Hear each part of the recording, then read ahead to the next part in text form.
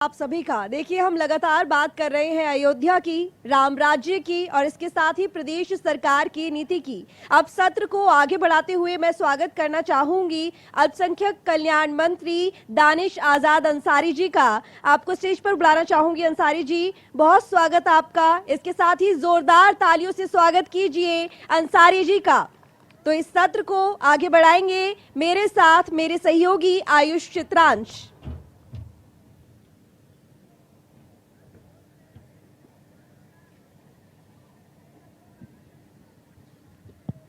धन्यवाद रितु। और रितु भी हमको साथ में ज्वाइन कर रही, रितु भी साथ में हमारे रहेंगी। लगातार आपने देखा, चूंकि अभी इससे पहले भी चाहे नितिन अग्रवाल जी हों, डिप्टी सीएम केशव प्रसाद मौर्य जी रहे हों, शहर की गांव की सरकार, सब ने अपने अपने विजन को यहां पर रखा और बताया कि राम राज्य की जो परिकल्पना है वो साकार कैसे होगी। लेकिन अब दानिश आजाद जी हमारे साथ हैं, उनसे भी हम लोग चर्चा कर लेते हैं। क्योंकि योगी 2.0 के अंदर आपने देखा है कि मुख्यमंत्री योगी आदित्यनाथ ने एकदम स्पष्ट, या आप ये कहें कि क्लियर कट 100 दिन का एजेंडा सेट कर दिया है। वो 100 दिन का एजेंडा क्या है, दानिश आजाद जी आपसे मैं जानना चाहूंगा। क्योंकि मुख्यमंत्री जी ने जो पहली मीटिंग की, 100 दिन में एजेंडा आपका क्या रहने वाला है, विजन क्या है, अगर आपके विभाग से जुड़ा हुआ मैं समझना चाहूं तो क्या निर्धारित किया है 100 दिन के लिए? देखिए, अगले 100 दिन में हम पिछले 5 साल के जो हमने विकास कार्य किए हैं उसको और आगे कैसे ले जाएं और बेहतर उसको कैसे बनाएं, इस दिशा में हम काम कर रहे हैं। आज आप देखिए, शपथ वाले दिन से अगले दिन से हमारी बैठक हुई और लगातार हम इस डायरेक्शन में आगे बढ़ रहे हैं कि जो हमारी विभाग की योजनाएं चल रही हैं उसको और अच्छा और बेहतर कैसे बना पाएं। आने वाले 100 दिन में हम, अगर हम माइनॉरिटी एजुकेशन की, माइनॉरिटी वेलफेयर की बात करें तो हम अल्पसंख्यक के शिक्षा के लिए बहुत ठोस कदम उठाने जा रहे हैं। अगले 100 दिन में हमारा लक्ष्य है कि हम जो मदरसा एजुकेशन है, जो माइनॉरिटी एजुकेशन है, उसके पाठ्यक्रम का हम एक ऐप डेवलप करें जिसे जो मदरसा का बच्चा है उसके शिक्षा में और आसानी और सुलभता हो सके। जब उसके पास मोबाइल में ऐप होगा तो वो मदरसे में और माइनॉरिटी इंस्टीट्यूट में पढ़ने के साथ साथ ही जब वो अपने इंस्टीट्यूट से, अपने मदरसे से बाहर जाएगा, घर जाएगा, तो उस ऐप के माध्यम से वो पढ़ाई जारी रख सकता है। उस ऐप में हम कई सारे और फीचर्स भी आने वाले दिनों में उसको ऐड ऑन करेंगे, जैसे उसके करियर काउंसलिंग से रिलेटेड जो विभिन्न सरकारी नौकरियां या प्राइवेट जॉब्स होती हैं उससे रिलेटेड भी इंफॉर्मेशंस रहेंगे। कई सारे मोटिवेशनल प्रोग्राम भी उस ऐप में आने वाले दिनों में हम ऐड ऑन करेंगे, जिससे जो है उसका एक ओवरऑल डेवलपमेंट हो सके। हमारी सरकार का स्पष्ट एकमात्र लक्ष्य है कि हमको ओवरऑल डेवलपमेंट अपने स्टूडेंट्स को, अपने युवा वर्ग को देना है और अपनी इसी नियत को हम ग्राउंड लेवल तक और अच्छा और कैसे बेहतर बना पाएं, ये ऐप उस दिशा में एक सराहनीय कदम है। इसके साथ साथ अगले 100 दिन में हमारी जो अल्पसंख्यक बहनें हैं उनके विवाह के लिए शादी अनुदान योजना को भी हम लाने जा रहे हैं, जिससे कि उसके शादी में हमारे सरकार की तरफ से योगदान रहे, ताकि वो उसकी शादी में आसानी हो सके और एक अच्छा जीवन यापन वो कर सके। इसके साथ साथ जो अल्पसंख्यक बाहुल क्षेत्र हैं वहाँ के इंफ्रा डेवलपमेंट के लिए भी हम ठोस कदम उठा रहे हैं। वहाँ पे हम ऐसी जगहें चिन्हित कर रहे हैं और वहाँ पे अपने प्रधानमंत्री जन विकास कार्यक्रम के तहत हम वहाँ पे ITI डेवलप करें, हम वहाँ हॉस्पिटल्स डेवलप करें, हम वहाँ और भी तमाम ऐसी फैसिलिटीज़ डेवलप करें जिससे कि अल्पसंख्यकों के लिए और अच्छा और बेहतर हो सके, उनके जीवन के स्तर में और सुधार हो सके। अगर एक अल्पसंख्यक बाहुल क्षेत्र में हॉस्पिटल बनेगा तो उसका सीधा फायदा निश्चित तौर पे वहाँ के माइनॉरिटीज़ को होगा, उनको स्वास्थ्य लाभ मिलेगा। और जो हमारी सरकार की नीति है, सबका साथ सबका विकास, उस नीति को हम चरितार्थ करेंगे। लेकिन दानिश जी, इसमें एक चीज जोड़ूंगा। आपने कहा कि सबका साथ सबका विकास, उसमें एक चीज प्रधानमंत्री जी ने जोड़ी थी, सबका विश्वास। जब हम लोग माइनॉरिटीज की बात करते हैं, अभी हाल के चुनाव में भी देखा, डाटा अगर हम लोग निकाल करके देखते हैं तो वेलफेयर की स्कीम्स हैं, ज्यादातर फायदा हम लोगों ने देखा कि इसमें कहीं कोई भेदभाव नहीं कि स्कीम्स में आप बता पाएं कि माइनॉरिटीज का आपने कहीं भी उसको कहीं साइडलाइन किया हो। लेकिन जब वोट की बात आती है तो फिर भारतीय जनता पार्टी को लेकर के वो परसेप्शन कैसे टूटेगा? और मुझे लगता है क्योंकि आप तो जहां से आपकी जो राजनीति शुरू हुई है वो परसेप्शन कैसे तोड़ेंगे या वो बिल्कुल उसका आयुष, लाभ मैं कैसे इसमें एक मिलेगा? बात और ऐड करना चाहूंगी। जब हाल ही में अभी चुनाव को लेकर कैंपेनिंग हो रही थी तो एक 80-20 का फॉर्मूला आया था। हालांकि ये साफ किया था कि 80-20 वो है जो 20% वोटर्स दूसरी पार्टी के लिए है, विपक्ष के लिए, लेकिन लोगों ने यही अंदाजा लगाया कि आपने बांट दिया। इसीलिए मैंने पूछा कि वो परसेप्शन कैसे तोड़ेंगे? देखिए, परसेप्शन अब टूट रहा है। जो विपक्षी पार्टियां जो एक भ्रम फैलाया करती थी हमारे माइनॉरिटीज में और खास तौर पे हमारे मुस्लिम भाइयों में कि भारतीय जनता पार्टी के खिलाफ एक परसेप्शन, एक भ्रम फैलाया जाता था कि अगर ये सत्ता सरकार में आएंगी तो माइनॉरिटीज का अहित करेंगी। लेकिन जब 2017 में जनता के आशीर्वाद से हम सरकार सत्ता में आए, लगातार पिछले 5 साल सभी ने देखा कि हमने बिना भेदभाव के, बिना भ्रष्टाचार के, बिना किसी भी तरीके के कोई भी रुकावट के हमने ग्राउंड लेवल पे सबको तमाम योजनाओं का लाभ पहुंचाया। और अगर आप देखिए कि कोई भी योजना हो, चाहे वो प्रधानमंत्री आवास योजना हो, चाहे राशन योजना हो, चाहे आयुष्मान योजना हो, उसका बड़ी संख्या में उसका लाभ अल्पसंख्यक समाज को मिला है। हर योजनाओं में बड़ी हिस्सेदारी अल्पसंख्यकों की रही है, खासतौर पे हमारे मुस्लिम समाज की रही है। और इन अपने कार्यों से, इन अपने सेवा भाव के कार्यों से हम जो विपक्ष ने एक भ्रमजाल फैलाया था उसको लगातार तोड़ने का काम कर रहे हैं। और आज आपके चैनल के माध्यम से मुझे बताने में बहुत खुशी हो रही है कि आम जनमानस में एक विश्वास का भाव पैदा हो रहा है। मैं अभी मंत्री का दायित्व मिलने से पहले मैं अल्पसंख्यक भारतीय जनता पार्टी अल्पसंख्यक मोर्चे का प्रदेश का महामंत्री था, महासचिव था, स्टेट जनरल सेक्रेटरी था। तो मैं आपको बताऊं कि पूरे उत्तर प्रदेश के हर जिले से बड़ी संख्या में माइनॉरिटीज के आवेदन आते थे चुनाव से पहले, और वो कहते थे कि हमको माइनॉरिटी मोर्चा की टीम में रखा जाए ताकि हम भी जो है राष्ट्रवाद की धारा से जुड़ सके।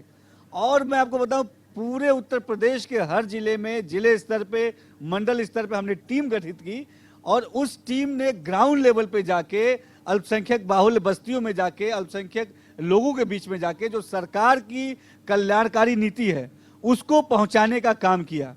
और उसका लाभ सीधे हमें मिला कि आप देखिए कि कई ऐसी विधानसभाएं थी जहां अल्पसंख्यक बाहुल जो विधानसभाएं थी, वहां से भी हमारे विधायकगण जीत के आए। और ये इस बात को प्रमाणित करता है कि आज जो हम सबका साथ, सबका विकास, सबके विश्वास की बात करते हैं, तो अब सभी लोग ये प्रयास कर रहे हैं कि भारतीय जनता पार्टी की जो साफ नीयत है उसको और आगे बढ़ाया जाए। तभी हम लगातार, हमको जनता के आशीर्वाद से 2017 का जो विधानसभा चुनाव हो, 2019 का लोकसभा चुनाव हो या अभी 2022 का विधानसभा चुनाव हो, हर चुनाव में हमें जनता ने आशीर्वाद दिया है, अपनी सेवा करने का मौका दिया है। बिल्कुल अंसारी जी, देखिए अभी आपने यहाँ पर एक बात कही, सबका साथ, सबका विकास और सबका विश्वास। माइनॉरिटीज की यहाँ पर अगर बात करें तो अल्पसंख्यक कहीं ना कहीं ये चीज मानते हैं कि ये जो गवर्नमेंट है ये हमें अपना नहीं मानती। देखिए अभी हाल ही में हमने देखा कि रामनवमी की हमने जुलूस निकला, उस दौरान हमने कई जगह पत्थरबाजी देखी, और जब मुस्लिम बहुल इलाकों से वो गुजरी तो कई तरह के विवाद हुए, दंगे हुए। तो ये जो परसेप्शन बना हुआ है ये क्यों बना हुआ है और ये बदलता क्यों नहीं? देखिए जब भी गवर्नमेंट कोई नीति लाती है, कोई योजना लाती है तो भेदभाव करके नहीं देती, सबको बराबर देती है, सबको लाभ होता है। लेकिन ये परसेप्शन गवर्नमेंट को लेकर क्यों है? देखिए, जैसा मैंने बताया कि आज के दौर में अब ये परसेप्शन नहीं है। आप बड़ी संख्या में माइनॉरिटीज हमारी सरकार के ऊपर विश्वास कर रहा है, तभी हम पुनः सत्ता में आए। मैंने जैसे बताया कि अगर आप आंकड़े उठा के देखेंगे तो ऐसी कई विधानसभाएं हैं जहां अल्पसंख्यक वोटर ज्यादा हैं, वहां से भी हमारे विधायकगण चुन के आए हैं। और एक ये जो मैंने जैसे बताया ना कि एक जो कंफ्यूजन फैलाने का काम विपक्षी पार्टियां करती थी, एक जो भ्रम फैलाने का काम विपक्षी पार्टियां करती थी, वो भ्रमजाल आज टूट चुका है। आज आम जनमानस, अल्पसंख्यक समुदाय ये जान चुका है कि उनके हित की बात, उनके तरक्की की बात, उनके अमन की बात अगर कोई करने वाली पार्टी है तो वो भारतीय जनता पार्टी है, और अगर कोई करने वाले नेता है तो आदरणीय मोदी जी हैं और योगी जी हैं। और इसीलिए लगातार हमको उनका विश्वास मिल रहा है और हमको जो विश्वास से सत्ता में ले आए हैं, तो हम ग्राउंड लेवल पे जाके उनके विश्वास पे खरे उतरने के लिए पूरी तरीके से प्रयासरत हैं। और आज बड़ी संख्या में माइनॉरिटीज, मैं तो हर जिले में जा रहा हूं और अगर आप लगातार मेरे कार्यक्रम देखेंगे तो हर कार्यक्रम में बड़ी संख्या में अल्पसंख्यक समुदाय हमारे कार्यक्रम में आता है, हमसे जुड़ता है, हमसे संवाद करता है। हम अपनी बात कहते हैं, कुछ उनकी बात सुनते हैं, हम अपनी योजनाओं के बारे में उन्हें बताते हैं और उनसे भी जो पॉजिटिव फीडबैक आता है उसको भी हम अपनी योजनाओं में इंप्लीमेंट करते हैं, अपने योजनाओं को और इम्प्रूव करते हैं और डायरेक्ट सीधा लाभ आज उनको मिल रहा है और एक विश्वास जो है वो पैदा हो रहा है उनके बीच में और जो भ्रम था वो टूट रहा है। दानिश जी, एक चीज अब मैं आपके महकमे से ही रिलेटेड थोड़ा सा समझना चाहूंगा, क्योंकि अभी ये जो सवाल रितु ने भी उठाया, हर चीज के मूल में जब हम जाते हैं तो हमको ये नजर आता है कि एजुकेशन, अगर एजुकेटेड हैं तो वो अपने बुद्धि विवेक से उन चीजों को बहुत इजीली समझ सकते हैं क्या भला है क्या बुरा है। आपने जो मदरसे हैं उनको मॉडिफाइड करने की या उनको और मॉडर्न करने के लिए अभी आपने ऐप का भी जिक्र किया, लेकिन दीनी तालीम, जैसा कि प्रधानमंत्री ने कहा कि एक हाथ में कुरान हो और एक हाथ में लैपटॉप हो, उसी तरीके से अगर उसको आप आगे बढ़ा रहे हैं तो इसको एग्जीक्यूट करने में सबसे बड़ा चैलेंज क्या है? क्योंकि दीनी तालीम के साथ आप उनको मॉडर्नाइज भी करें और दोनों के बीच में अगर किसी तरह का कोई कॉन्ट्राडिक्शन हो या कॉन्फ्लिक्ट्स हो तो उसको कैसे बैलेंस करेंगे? ये मुझे लगता है कि एक बड़ा चैलेंज है। कैसे इससे आप लोग निपटेंगे और कैसे इससे पार पाएंगे?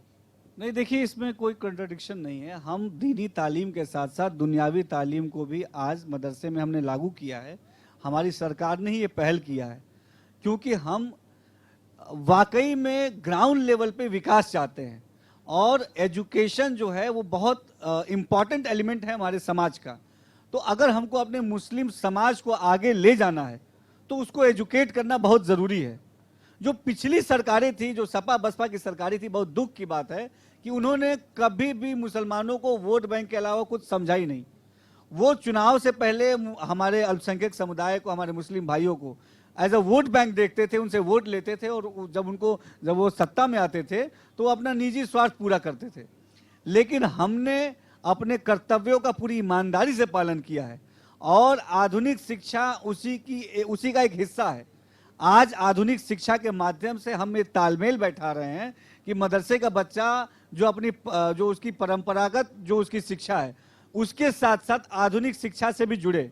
हमारे तमाम मदरसों में आज एनसीईआरटी के कोर्स लागू हैं और उर्दू अरबी के साथ साथ आज मदरसे का बच्चा मैथ, साइंस, कंप्यूटर का भी एजुकेशन ले रहा है। वो आधुनिक हो रहा है, उसकी सोच के और एंगल बढ़ रहे हैं और अपने इस मेहनत से और हम लोग के प्रयास से आज वो समाज के मुख्य धारा से जुड़ रहा है और राष्ट्र निर्माण में अपनी महत्वपूर्ण भूमिका निभा रहा है।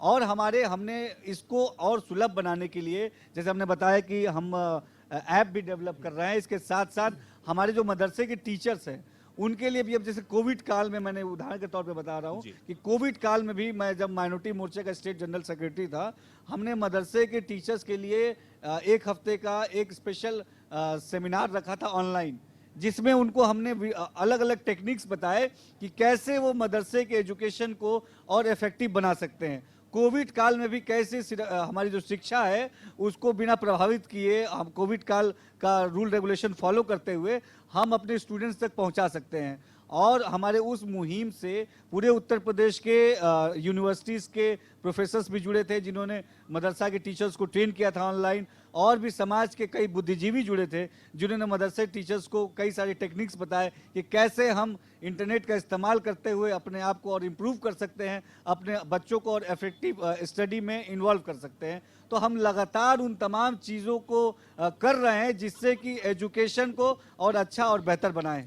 दानिश जी, एक सवाल मैं जरूर यहाँ से आपसे पूछना चाहूंगा, क्योंकि आप तो बड़े कर्मठ कार्यकर्ता रहे, आपने अपना पूरा विजन अभी बताया, हम लोगों के सामने रखा, और मैं आपको तब से देख रहा हूँ जब आप अल्पसंख्यक मोर्चा में महामंत्री के तौर पर थे। लेकिन मुझे एक चीज़ और थोड़ा सा यहाँ पर ये बताएं, क्योंकि दानिश आजाद अंसारी अपने लिए सबसे बड़ी चुनौती या चैलेंज क्या देखता है? क्योंकि जो जिम्मेदारी आपको एक मंत्री के तौर पर दी गई है उसमें आपकी भूमिका मैं कैसे देखूं, और सबसे बड़ा चैलेंज आपने भी अपने लिए कोई एक पॉइंट तय किया होगा कि नहीं मुझे इसको दूर करना है या मैं ये करूंगा, आपने क्या सेट किया है? देखिए, हम लोग स्टूडेंट पॉलिटिक्स से आने वाले लोग हैं। मैंने स्टूडेंट पॉलिटिक्स की, फिर मैं अखिल भारतीय विद्यार्थी परिषद ABVP में रहा, फिर मैं जो फखरुद्दीन अली अहमद कमेटी है उर्दू भाषा जो समिति है उत्तर प्रदेश सरकार की, उसका भी सदस्य रहा। फिर मैं माइनॉरिटी मोर्चे का प्रदेश का महामंत्री भी रहा। तो ये जो मैंने इस जो राजनीति का मेरा जो अभी छोटा सा सफ़र है उसमें मैंने महसूस किया कि एजुकेशन बहुत ज़रूरी है। शिक्षा ही वो जड़ है कि जिस पे अगर हम अच्छे से पानी डालेंगे तो एक अच्छा वृक्ष निकलेगा जिसमें से सुंदर फल और फूल निकलेंगे। तो मेरा मेरा प्राइमरी एजेंडा है कि हमको अपने एजुकेशन पे, अपने वुमेन एम्पावरमेंट पे, अपने एम्प्लॉयमेंट पे विशेष फोकस करना है। हमारे वुमेन एम्पावरमेंट के दिशा में भी हम बहुत सारे कदम उठा रहे हैं। विभिन्न जो सरकार की योजनाएं हैं उसके माध्यम से अल्पसंख्यक हमारी जो बहनें हैं उनके एम्पावरमेंट के लिए भी हम कई सारे कदम आने वाले दिनों में उठाएंगे।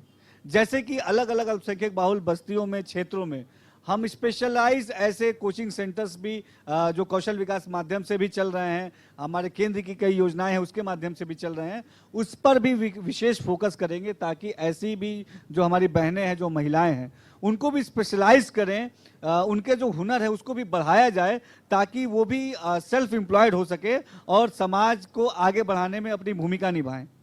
इसके साथ साथ हम एम्प्लॉयमेंट के एंगल से हम सेवा योजन से भी बात कर रहे हैं। सेवा योजन विभाग गवर्नमेंट का जो डिपार्टमेंट है, हम स्पेशलाइज पूरे उत्तर प्रदेश में ऐसे स्पेशलाइज रोजगार मेले भी लगाने की दिशा में आगे बढ़ रहे हैं, जिसमें जो है अल्पसंख्यक बाहुल्य बस्तियों में हम स्पेशलाइज रोजगार मेले लगाएंगे।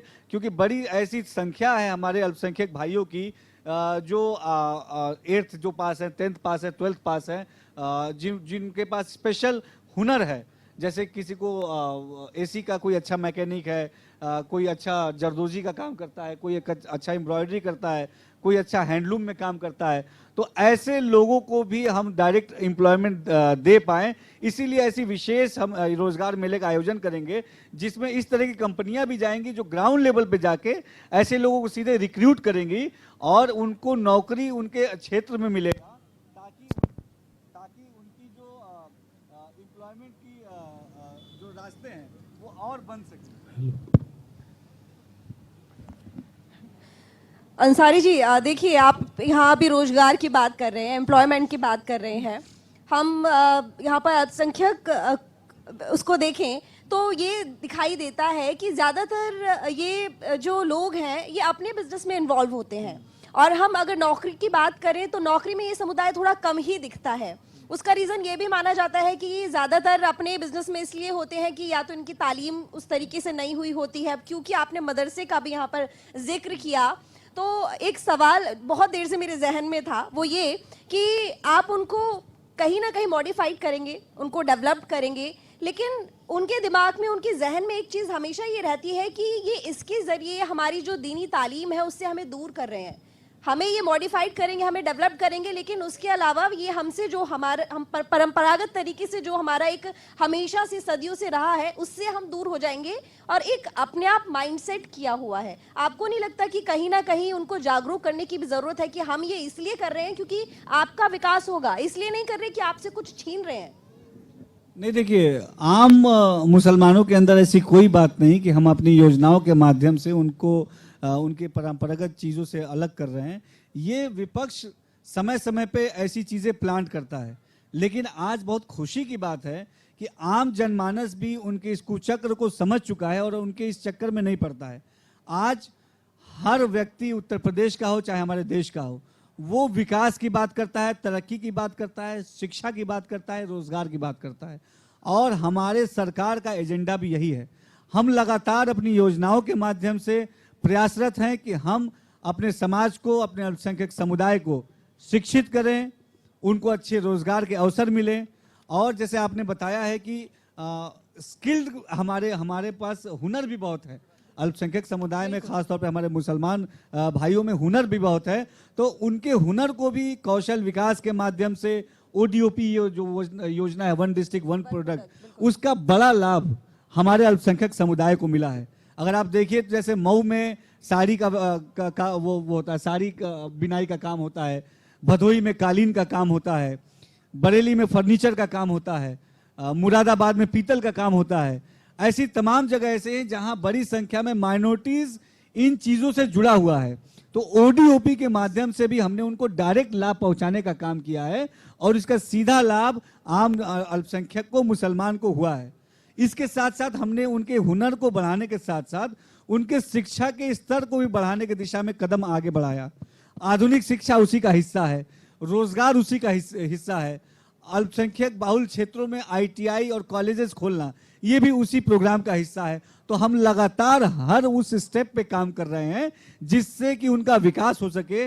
ग्राउंड लेवल पे जाके उनकी जो मूलभूत जरूरतें थी उनको हमारी सरकार ने समझा और उसको पूरी ईमानदारी से हम पूरा कर रहे हैं। आज अब उत्तर प्रदेश में मेरठ से लेके बलिया तक जा सकती हैं और आप देखेंगे कि हर जिले में पूरी ईमानदारी के साथ ग्राउंड लेवल पे हमारी योजनाएं पहुंच रही हैं और उसका सीधा लाभ आम जनमानस को, हमारे अल्पसंख्यक समुदाय को, हमारे मुस्लिम भाई को, हमारे सिख भाई को पहुंच रहा है और इससे उसके जीवन में सुधार हो रहा है। और जो हमारे प्रदेश में जो खुशहाली का माहौल है ये इसीलिए है कि हर कोई उसकी जो रुचि है उसके अनुसार वो आगे बढ़ रहा है।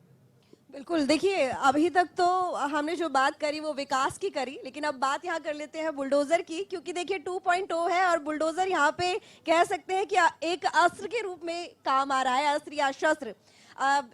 कैंपेनिंग के दौरान मुख्यमंत्री योगी आदित्यनाथ ने कहा था कि मेरे एक हाथ में विकास की छड़ी होगी तो दूसरे हाथ में बुलडोजर होगा, जितने भी यहाँ पर माफिया होंगे उनके खिलाफ कार्रवाई होगी। लेकिन जब बुलडोजर की बात आती है तो उसमें भी माइनॉरिटीज ये कहती है क्योंकि हम माइनॉरिटीज हैं इसलिए हमारे खिलाफ कार्रवाई होती है। जिस दुकान के आगे लिखा हो अहमद अब्दुल अंसारी वहां बुलडोजर चल जाता है, लेकिन वहीं अगर किसी दूसरे की दुकान हो तो वहां बुलडोजर नहीं चलता।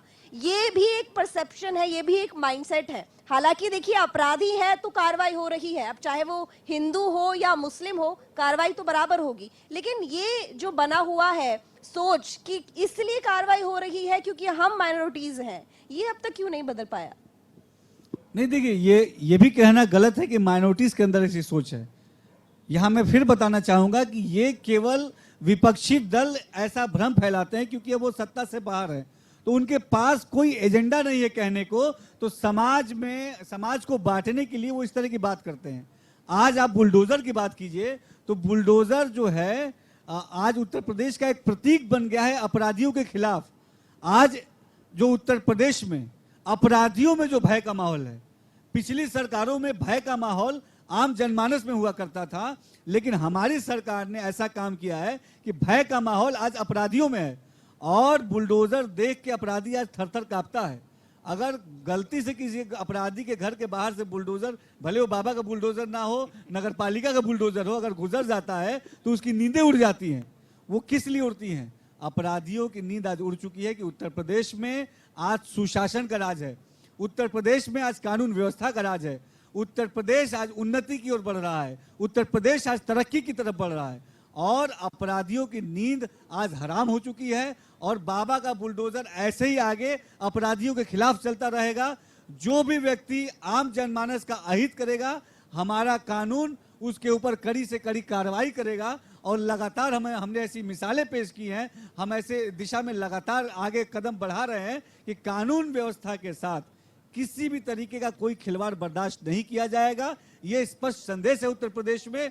और आज उत्तर प्रदेश में जो अमन चैन का माहौल है वो कानून व्यवस्था की वजह से है। कानून व्यवस्था की वजह से आज उत्तर प्रदेश पूरे भारत में जाना जाता है। दानिश जी, एक चीज और मैं जानना चाहूंगा, चूंकि अभी वेलफेयर्स की बात हो रही थी और स्कीम्स में आपने बताया कि आप लोग काम कर रहे हैं। इलेक्शन के दौरान हम लोगों को, चूंकि जब ग्राउंड पर हम लोग जाते हैं तो बहुत सारे लोगों के व्यूज जब हम लोग ले रहे थे, तो उसमें कुछ मुस्लिम महिलाओं से भी जब हम लोगों ने बातचीत की, बहुत ओपनली उन्होंने हम लोग के सामने, कैमरे के सामने बताया कि उनको स्कीम्स का फायदा मिला। और वोट करने के बाद भी उन लोगों ने कहा कि हम लोग वोट करके आए हैं। वो जब वोटिंग करके निकले तब भी अपनी बातों से जाहिर कर रही थी। तो मुस्लिम महिलाओं के अंदर तो ये दिख रहा है कि जो आपने स्कीम्स में या जो उनको वेलफेयर्स में जोड़ा साथ में, तो वो उसको पॉजिटिवली रिस्पॉन्ड कर रहे हैं। लेकिन बड़ा तबका जिसका भी हम लोग जिक्र कर रहे थे, उसको भी उसके अंदर कैसे इंक्लूड करेंगे आप लोग, और कैसे जल्द से जल्द ये जो परसेप्शन तोड़ने की बात हो रही थी वो हो पाएगा? इसमें क्या चैलेंज है अभी आप लोगों के सामने? देखिए, हम अपनी योजनाओं को ग्राउंड लेवल तक पहुंचाने में आज पूरी तरीके से सफल हैं और इसीलिए जो हमारी अल्पसंख्यक बहनें हैं, हमारी मुस्लिम महिलाएं हैं, उनके अंदर हमारे सरकार के प्रति एक विश्वास आया है और लगातार हम इसी दिशा में आगे बढ़ रहे हैं कि जो विश्वास है उसको और आगे हम ले जा पाएं। हम पूरी ईमानदारी से आम जनमानस के हित के लिए काम कर रहे हैं और हमारे अल्पसंख्यक समुदाय को भी बात समझ में आ रही है। इसीलिए हर स्कीम में बड़ी संख्या में सहभागिता अल्पसंख्यक समाज की है, हमारे मुस्लिम समाज की है। हमारा मुस्लिम समाज हमारी योजनाओं से सीधा लाभ ले रहा है और सरकार के प्रति उसका विश्वास दिन प्रतिदिन बढ़ रहा है। हम इस विश्वास को और आगे ले जाएंगे। मैं as a minority minister ground level तक मैं आप सबको यकीन दिलाता हूं कि मैं ग्राउंड लेवल तक गांव-गांव जाकर अल्पसंख्यक लोगों के बीच में मैं कौमी चौपाल लगाकर अपने समाज के लोगों को लगातार अपनी योजनाओं से जोड़ने का काम करूंगा।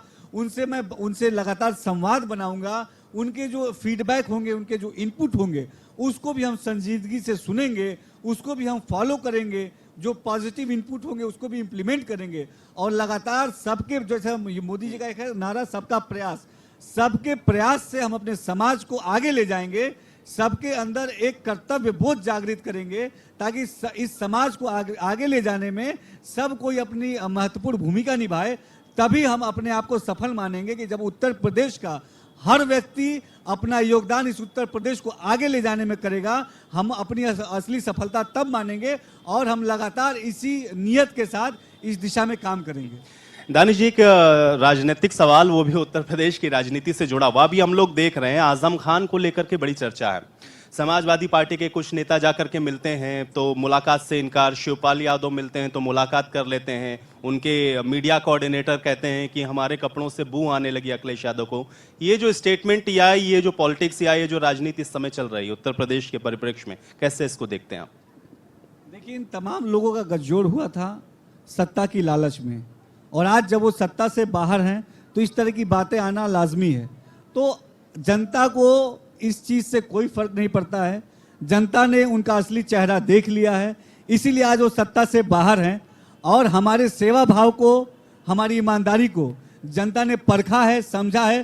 तभी आज जनता ने हमें आशीर्वाद दिया है कि हमको पुनः जनता की सेवा करने का मौका मिला है। तो हम आने वाले दिनों में भी लगातार पूरी ईमानदारी से ग्राउंड लेवल पे जनता के हित के लिए, जनता के फायदा के लिए, जनता के विकास के लिए काम करते रहेंगे। और विपक्षी दल कल भी भटकाते थे, आज भी भटकाते और आने वाले दिनों में भटकाएंगे, तो उससे जनता को कोई प्रभाव नहीं पड़ रहा है। आज जनता हमसे मोहब्बत कर रही है और हम जनता के हित के लिए काम कर रहे हैं। लेकिन विपक्षी दल ये बात कहते हैं कि आपने जबरदस्ती आजम खान को जेल में डाला हुआ है। अखिलेश यादव कहते हैं कि ये बिना बात की बदले की राजनीति है और एवं ही उन्होंने जेल में उन्हें डाल दिया और निकालने भी नहीं दे रहे हैं। बदले की राजनीति कर रही है बीजेपी। देखिए, विपक्षी क्या कहते हैं इससे हमें कोई मतलब नहीं है। हमारी जवाबदेही, विपक्षी क्या कहते हैं मतलब आपको ना हो, लेकिन आप बहुत देर से विपक्षियों के ऊपर आरोप लगा रहे हैं। हमारी जवाबदेही जनता के प्रति है और जनता हमें जनता हम पे विश्वास कर रही है। हम जनता के लिए कार्य कर रहे हैं और हमारी आम जनमानस से जो भी डिमांड्स आती हैं, जो भी हमको आदेश आते हैं, हम उसको पूरा करते हैं। तो हमारी जवाबदेही जनता के प्रति है और हम जनता के हित के लिए काम कर रहे हैं और आगे भी ऐसे ही करते रहेंगे। और विपक्षी आज सत्ता में नहीं है, इसीलिए इस तरह के उल्टे सीधे आरोप लगाते हैं। उसका ग्राउंड पे कोई उसकी रियलिटी नहीं है। आम जनता ने उसको नकार चुकी है, इसीलिए इससे कोई फर्क नहीं पड़ता है। शिवपाल यादव कहाँ जा रहे हैं? बीजेपी में? शिवपाल जी से पूछना चाहिए। अच्छा, ये मुलाकातें होती रहती है ना आजकल, तो ये तो बेहतर होगा आप शिवपाल जी से पूछिए। और मुलाकात तो आपसे ही होती है, मेरी पार्टी से ही होती है ना? हमारी पार्टी से होती है, हमसे किसी नेता से कोई मुलाकात। मैं आपकी पार्टी का जिक्र कर रही हूं। दानिश आजाद जी, 2024 का अब लोकसभा का चुनाव है, 2022 आप लोगों ने जीता। 2024 में आपकी भूमिका को मैं कैसे देखूं? मेरी भूमिका ये है कि ग्राउंड लेवल पर मैं जाकर जैसा मैंने बताया है कि कैसे और अच्छा और बेहतर कर पाएं। देखिए, हम रेगुलर इंप्रूवमेंट के दिशा में आगे बढ़ रहे हैं। बीते 5 साल में हमने अपनी साफ नियत से ग्राउंड लेवल पे बहुत सारी अच्छे काम किए और लगातार हम इम्प्रूव कर रहे हैं।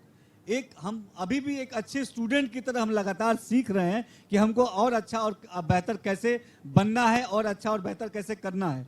और इसी दिशा में आने वाले 2024 के चुनाव में भी हम ग्राउंड लेवल पर चुनौती दिखती है आपको 2024 में भारतीय जनता पार्टी के लिए? चुनौती कुछ नहीं है, क्योंकि हम साफ नीयत से काम कर रहे हैं। हमारी साफ नीयत ही हमारी ताकत है, जनता का प्यार ही हमारी ताकत है, और इसी प्यार और विश्वास को बनाए रखना हमारी चुनौती है। लगातार ग्राउंड पे अच्छा करना हमारी चुनौती है, लगातार पॉजिटिव डायरेक्शन में काम करना हमारी चुनौती है, और इन तमाम सकारात्मक चुनौतियों को हम स्वीकार करते हैं और जनता की सेवा के लिए इसी भाव के साथ हम लगातार कार्य करते रहेंगे। आप सबको ये विश्वास दिलाते हैं। चलिए, बहुत धन्यवाद, बहुत शुक्रिया, आपने अपना कीमती वक्त हमारे इस अधिवेशन के लिए निकाला। तो दानिश आजाद अंसारी को अभी आपने सुना, और उन्होंने भी बताया कि उनके अपने खुद के विभाग और उन्होंने जो मेहनत करी है उसके आधार पर वो किस तरीके से आगे बढ़ेंगे, और उत्तर प्रदेश के अंदर जो राम राज्य की परिकल्पना है उसमें उनका महकमा किस तरीके का योगदान दे रहा है उन्होंने बताया। अधिवेशन में एक छोटे से ब्रेक के लिए यहां पर रुकेंगे, फौरन वापस आते हैं।